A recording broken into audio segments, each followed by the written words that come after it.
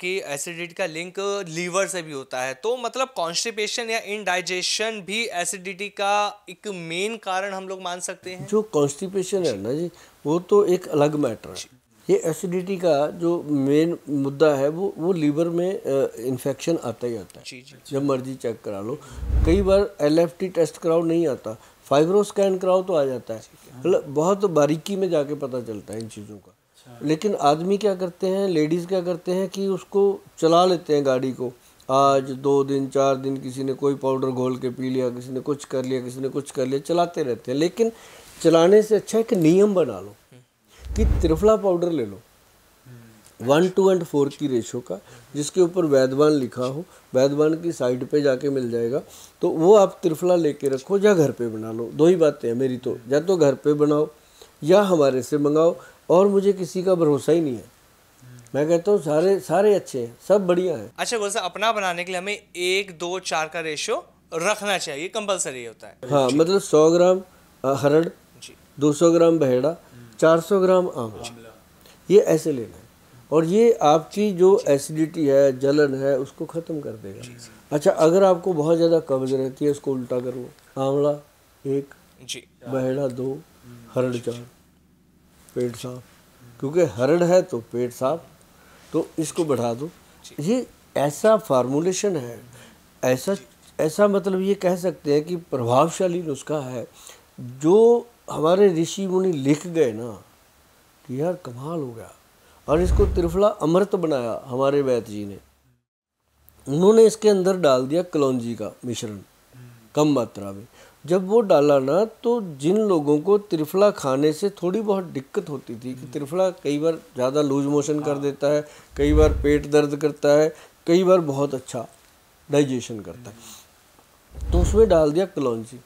कलौंजी के वास्ते ये लिखा हुआ है जी कि सिर्फ एक मौत को छोड़ करके उस पे काम नहीं करती, बाकी हर बीमारी में कलौंजी काम करती है। देखो कितनी बड़ी बात। बिल्कुल गोयल साहब, आपने ये 4 नुस्खे तो हमें बता दिया। मैं आपसे एक चीज़ और जानना चाहता हूँ। IBS आपने नाम सुना होगा, जिसे हम कहते हैं इरिटेबल बाउल सिंड्रोम, जिसके बारे में लोगों को अधिकतर नहीं पता कि गैस, एसिडिटी और कॉन्स्टिपेशन ये भी IBS के सिम्टम्स ही होते हैं।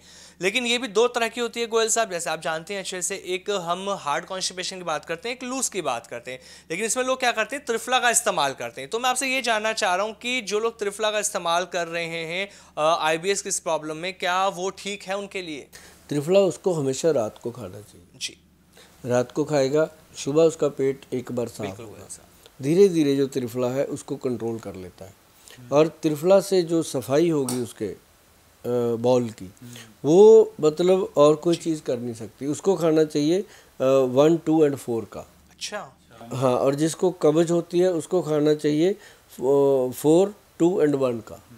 उल्टा कर दो इसको। मतलब ये एक अपने आप में महत्वपूर्ण चीज़ है। और एक ना वो आती है जिनका पेट ज़्यादा लूज रहता है, उनके लिए कुटज घन बटी, कुटज, वो ले सकते हैं। वो अगर थोड़े दिनों के लिए ले लें साथ में, तो त्रिफला भी अपना काम कर जाता है, वो भी काम करता है। और गोयल साहब, बहुत सी बार ये कहा जाता है कि अगर आपको एसिडिटी हो रही है, एसिडिटी की शिकायत है, तो आप ठंडा दूध पी लो। तो क्या ठंडा दूध पीना एसिडिटी में ठीक रहता है? अगर उसमें आप बेकिंग सोडा डाल लो, ठीक है, पी लो, क्या मज़ेदार, तुरंत। अच्छा गोयल साहब, बेकिंग सोडा, नींबू, मतलब जो भी मार्केट में मिलता है उसे हम अपने घर में बना सकते हैं आसानी से? उसमें बेकिंग सोडा है, नींबू का साथ डाला हुआ है, बस डाला और पिया, घोल दिया। और वही घर पे बनाओ, मज़ा लो। और बेकिंग सोडा ला के रखो अपनी डब्बी में। हाँ, ये ज़रूर है कि उसका जो रिज़ल्ट है वो आपको इतनी जल्दी मुझे नहीं लगता किसी और चीज़ का आएगा। वो तुरंत इंस्टेंट रिलीफ देता है। और उसके बाद अपना त्रिफला का रूटीन जो है वो बराबर बना के रखो। और जीरा, अजवाइन, सौंफ जो है, साथ में थोड़ी सी कलौंजी मिला के जो पाउडर मैंने बताया, उसको अगर आप लाइफ टाइम भी ले लोगे, सिर्फ हफ्ते में 1 दिन छोड़ना, जो भी हम नुस्खे बताते हैं हफ्ते में 1 दिन छोड़ने भी हैं।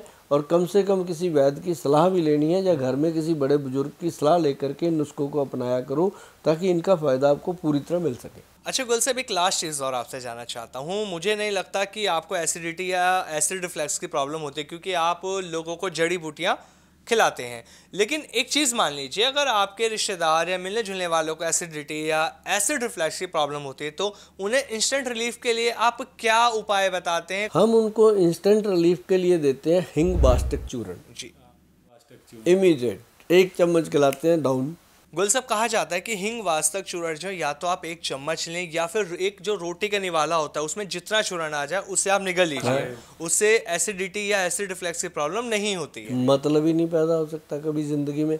चाय पीते हो, चाय से पहले 2 सिप पानी पी लो, कभी एसिडिटी नहीं होती। अच्छा गोयल साहब, एक चीज़ और आपसे मैं जानना चाहता हूँ, जब हम घरेलू नुस्खे की बात करते हैं किसी भी बीमारी को लेकर, तो आयुर्वेद के अंदर परहेज बहुत इंपॉर्टेंट रोल प्ले करता है। तो अगर किसी को एसिडिटी की प्रॉब्लम और एसिड रिफ्लक्स की प्रॉब्लम है और ये घरेलू नुस्खे जो आपने बता दिए, और अगर जब हम परहेज की बात करते हैं तो किन किन चीज़ों का खान पान के अंदर हमें परहेज करना चाहिए जिससे कि ये प्रॉब्लम हमारी ठीक होनी शुरू हो जाए? उनको मुझे लगता है कि कोई परहेज नहीं करना चाहिए जी।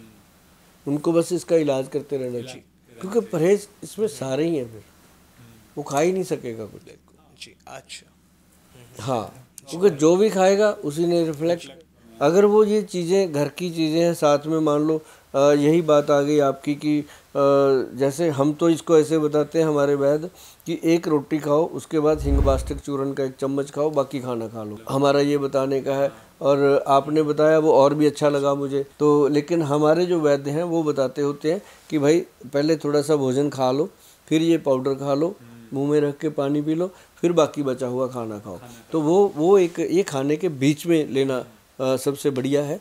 और अगर ये आप लेते रहोगे तो मुझे नहीं लगता कि एसिडिटी आपको या आपके किसी पड़ोसी को भी हो जाए। गोयल साहब, ये भी कहा जाता है कि हमारे सोने की दिशा पर एसिड निर्भर करता है कि हम किस दिशा में कैसे सो रहे हैं, तो इसके बारे में थोड़ा सा बताइए। हमेशा कहते हैं कि लेटना चाहिए उसको भगवान विष्णु जी की तरह लेफ्ट बिल्कुल गोयल साहब जी। और उठना जब है उसने तो राइट होकर के, अच्छा। राइट करवट ले ले, 2-4 मिनट लेटे रहे, फिर उठे, फिर उठ करके भगवान का धन्यवाद करें कि आज की सुबह फिर दिया आपने, आज एसिडिटी मत देना, फिर कुछ ना कुछ फ़ायदा होता है, तो ये चलता रहेगा। अच्छा गोयल साहब, मैंने ये भी सुना है कि अगर एसिडिटी की किसी को प्रॉब्लम है और वो ठीक नहीं हो रही है तो मूली बहुत ज़्यादा फायदेमंद होती है, क्या ये सच है? मूली मैं बताता हूँ, एसिडिटी के अंदर अगर दुनिया में कोई चीज़ काम करती है वो सिर्फ मूली काम करती है। अच्छा जी।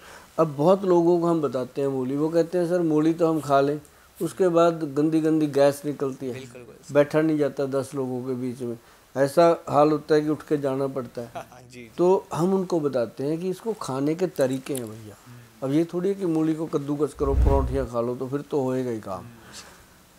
मूली को क्या करना, ये नुस्खा जितने भी लोग सुन रहे हैं एक बार जरूर कर लेना। जब आप कर लोगे आप बोलने से रह नहीं पाओगे कि थैंक यू गोयल साहब, बोलना पड़ेगा। क्यों? क्योंकि ये वो एसिडिटी को ख़त्म करता है जो सालों से चली आ रही जी। अब जो पहले मैंने बताई हैं चीज़ें सारी एपिसोड में, वो एक तरफ, ये अकेला एक तरफ। क्या कि मूली को रात को छिलका उतारो, छील के अच्छी तरह से बीच में से 4 फाड़ कर लो, उसको इस तरह बना लो कि वो हैंग हो जाए, या उसके छोटे छोटे उंगली के साइज़ के, फिंगर साइज़ के पीस काट लो, काट के उनको छलनी में रख लो, चाहे आटा छलनी में रख लो, चाहे उस तरह का कोई पुराना छलनी ले लो, उसमें रख के उसको सिंधा नमक लगा दो। वो नमक लगा के उसको ऐसी जगह रखो कि वो पानी उसका निकल जाए। सुबह तक वो पानी निकल जाता है उसका पूरा, जिसने गैस बनानी थी अंदर गंदे वाली, तो वो निकल गया। सुबह उसको अच्छे से वॉश कर लो, नमक उतार दो, फिर उसको कुछ नहीं लगाना, ना नमक ना नींबू, फिर नहीं लगाना। फिर उसके पीस उठाओ, चबा चबा के मुंह में पानी बनाओ, खाते जाओ, पानी बनाओ, खाते जाओ। भाई साहब 3 दिन। अच्छा। जिसने भी 3 दिन खाया उसने दोबारा एसिडिटी का नाम नहीं लिया। अच्छा। ये बात आपने पूछी मूली की, तब मेरे को ध्यान में आया। बाकी सारी चीज़ें एक तरफ, ये एक तरफ, पहले करके देख लो मूली वाला, आप कमाल मानोगे। तो एक बात कहूँ कि तो 10 रुपए में एसिडिटी ठीक हो जाएगी। हाँ, 10 रुपये में क्या, 10 रुपये में पूरे परिवार की, छोटे छोटे पीस है, सभी खा लेंगे मतलब पूरा परिवार सेटिस्फाइड हुआ। जी जी। ये ग्रंथों का योग नहीं है, ये विद्वानों का योग है, ये आम प्रचलित योग है जो सदियों से चला आ रहा है। बिल्कुल गोयल साहब, जिस तरह से आपने जो नुस्खे बताए, घरेलू नुस्खे जो अपनी रसोई से हम कर सकते हैं, जो लोग परेशान हैं एसिडिटी को लेकर और एसिड रिफ्लैक्स को लेकर, उन्हें पूरी तरह से लाभ मिलने वाला है। क्योंकि हेल्थ को लेकर लोग बहुत ज़्यादा परेशान हैं, उन्हें प्रॉपर ट्रीटमेंट नहीं मिल पाता, उन्हें घरेलू नुस्खे नहीं मिल पाते। लेकिन हमारे प्रोग्राम से, हमारे इस पॉडकास्ट से आपके घरेलू नुस्खे जो उन तक पहुँच रहे हैं, बहुत ज़्यादा फायदेमंद है, लोग बहुत लाभ आ रहा है। गोयल साहब, कमेंट आते हैं लोगों के, लोग बताते हैं कि उनके आपके जो नुस्खे थे उन्हें करने से उनकी बीमारियाँ ठीक हुई हैं। हम इंतजार करेंगे लोगों के कमेंट का कि अगले टॉपिक पे हम किस पे बात करें। गोयल साहब आपका बहुत बहुत धन्यवाद, आपने इतनी अच्छी जानकारी दी, इतना सब कुछ आपने हमें बताया। Thank you so much. नमस्कार गोयल साहब। वीके न्यूज, राष्ट्र के नाम।